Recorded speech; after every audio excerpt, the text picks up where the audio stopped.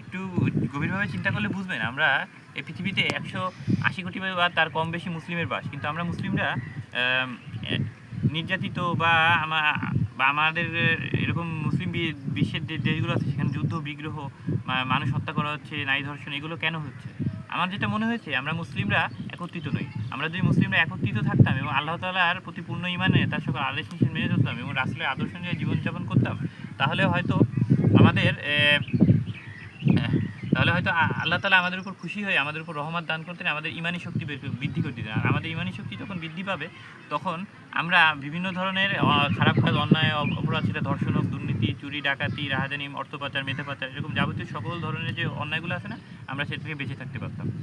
আমরা আমাদের পৃথিবীতে যত নারীরা রয়েছে, মুসলিম নারীদেরকে আমরা যদি ইসলামের দৃষ্টিতে বোন হিসেবে দেখি এবং অপর স্ত্রীলিঙ্গে যারা আছে তাই সকল মুসলিম নারীরা আমাদের যদি ভাই হিসেবে দেখে, মানে আমরা একে অপরকে ভাই ভাই বা বোন বোন হিসেবে যদি চিন্তা করতে পারতাম, তাহলে আমাদের ইমানি শক্তি বৃদ্ধি পেত, আল্লাহ তাআলা খুশি হতো, আর আমাদের উপর আল্লাহ তাআলা খুশি রহমত দান করতো। আর এভাবে তাহলে আর অন্যান্য অন্যান্য ধর্মের যারা আছে তাদেরকে যদি আমরা মানে হযরত আদম আলাইহিস সালাম ও হযরত হাওয়া আলাইহিস সালাম থেকে যেহেতু মানবজাতির সৃষ্টি, তাদেরকে যদি আমরা মানে তাদেরকেও আমরা ভাই ভাই বোন বোন ধরতে পারি, কিন্তু তারা মুসলিমরা হবে আমাদের ইমানের দিক থেকে ভাই, আর তারা হবে আমাদের মনুষ্যত্বের ভাই বা মানুষ হিসেবে তাদেরকে আমরা যদি চিন্তা করতে পারতাম, তাহলে আমাদের বিশ্বের যেসব দেশগুলোতে যুদ্ধ বিগ্রহ চলছে, সে যেমন ইরানে যুদ্ধ চলছে কিছুদিন যাবত, সুদানে গৃহযুদ্ধ চলছে, তারপরে লিবিয়া, তারপরে সিরিয়া, তারপরে ইয়েমেন, এইসব আরও অন্যান্য ইরাক, কিছু দেশে সন্ত্রাসবাদ বৃদ্ধি পেয়েছে, তারপরে যুদ্ধ বিগ্রহ চলছে, নারী ধর্ষণ হচ্ছে, শিশু হত্যা হচ্ছে, বিশেষ করে ফিলিস্তিনের কথা তো বলা যায়, এবং কাশ্মীরের মুসলমানরা, সব জায়গায় মুসলমানরা আজকে নির্যাতিত। আমাদের যদি বিশ্ব ক্ষমতায়, তো আমরা একসময় ছিলাম, উসমানীয় সালতানাত যখন ছিল, প্রায় 600 বছরের বেশি আমরা বিশ্ব ক্ষমতায় ছিলাম। তুই কখনো কি চিন্তা করে দেখেছেন কেন আমরা এই বিশ্ব ক্ষমতা আল্লাহ তাআলা আমাদের কাছ থেকে দেওয়ার পরে আবার নিয়ে নিলেন? কারণ আমাদের মুসলিমদের ঈমান দুর্বল। আমার মনে হয় আমাদের মুসলিমদের ঈমান দুর্বল, এবং ঈমানি শক্তি আমরা যদি বৃদ্ধি করতে পারি এবং আল্লাহ তাআলার সকল আদেশ মেনে চলতে পারি এবং রাসূলের আদর্শ অনুযায়ী জীবনযাপন করতে পারি এবং দুনিয়ার জীবনে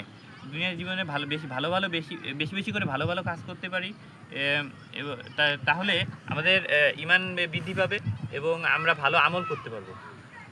তো পরিশেষে এটাই বলার ছিল যে এই যে রামিসার মতো কত মেয়ে ধর্ষিত হচ্ছে, ছেলেরাও নির্যাতিত হচ্ছে, এই ধর্ষণ এবং নির্যাতন প্রতিরোধের উদ্দেশ্যে আমি আজকে এই ভিডিওটি তৈরি করছি।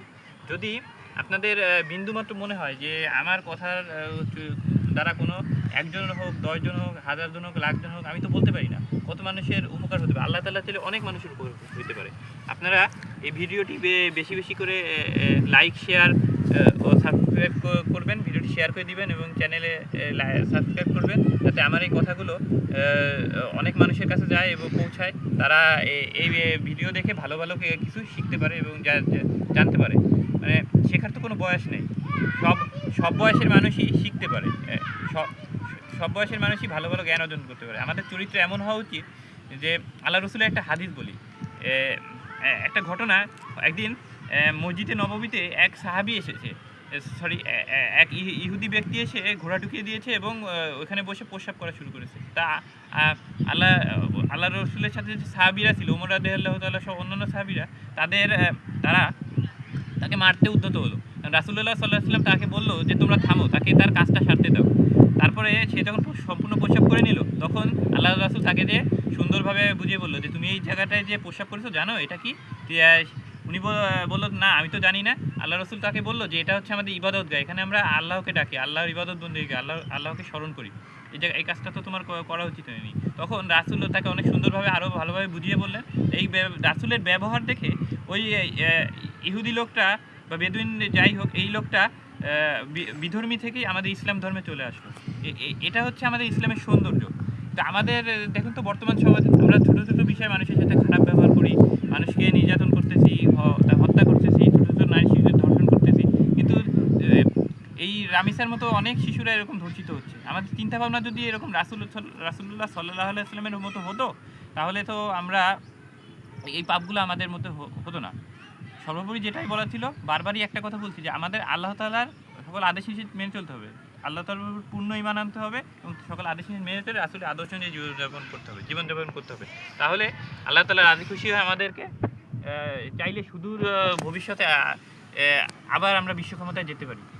এভাবে যদি আমরা চিন্তাভাবনার পরিবর্তন করতে পারি, তাহলে আমরা পড়ালেখার পাশাপাশি ইসলামী শিক্ষায় শিক্ষিত হব এবং দুনিয়াবি ইসলামী শিক্ষার সকল শিক্ষা যদি আমরা শিক্ষিত হই, তাহলে আল্লাহ তাআলা খুশি হয়ে আমাদের চাইলে কোনো দিন বিশ্ব ক্ষমতায় আমরা আবার যেতে পারি। এবং আমি তো একজন বাংলাদেশি হিসেবে বলতেছি, তাহলে আমাদের বাংলাদেশেও এরকমভাবে যদি ইসলামী শিক্ষা বা দুনিয়াবি শিক্ষার পাশাপাশি ইসলামী শিক্ষা এবং ইসলামের সকল মৌলিক বিষয়গুলো আমরা মেনে চলি, আল্লাহ তাআলা রাসূলের আল্লাহর কথা অনুযায়ী চলি এবং রাসূলের আদর্শ অনুযায়ী জীবনযাপন করি, তাহলে আমরা আমাদের দেশটা হয়তো সুখী সমৃদ্ধ সোনার বাংলায় রূপান্তরিত হতে পারত এবং সমগ্র বিশ্বের সকল যুদ্ধ গৃহযুদ্ধ, সন্ত্রাস, অন্যায়, দুর্নীতি, ধর্ষণ, মেধাপাচার, অর্থপাচার, যাবতীয় সকল অন্যায়গুলো আমরা প্রতিরোধ করতে পারতাম।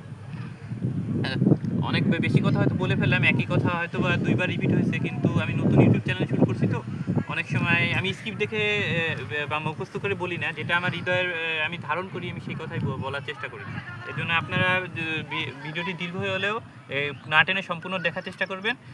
যদি আপনারা সম্পূর্ণ ভিডিওটি দেখেন এবং এখান থেকে একজন মানুষের যদি উপকার হয় এবং আল্লাহ চাইলে অনেক মানুষের উপকার হতে পারে, তাহলে আমি মনে করব যে আমি যে মিশনে উদ্দেশ্যে বা আমি যে লক্ষ্য নিয়ে এই ইউটিউব চ্যানেলটি খুলেছি, তার প্রথম ধাপে আমি পা রেখে ফেলেছি।